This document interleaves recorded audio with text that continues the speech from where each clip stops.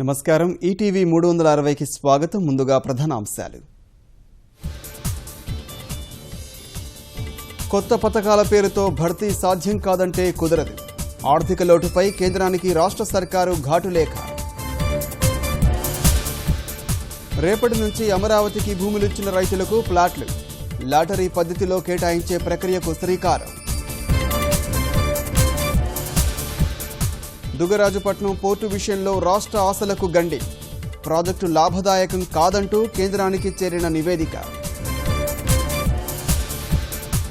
డ్వాక్రా రుణమాఫీ అమల్లో ఇబ్బందులు. వెలుగు సిబ్బంది చుట్టూ తిరుగుతున్న మహిళలు.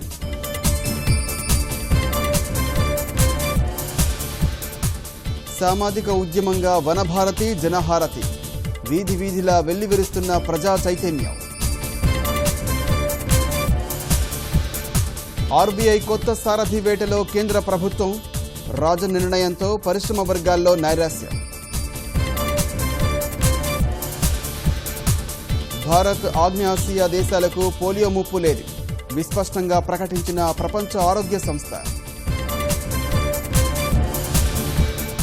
3D పరిజ్ఞానంతో మరో అద్భుతం. ఐబీఎం సాంకేతిక సాయంతో మినీ బస్సు తయారీ.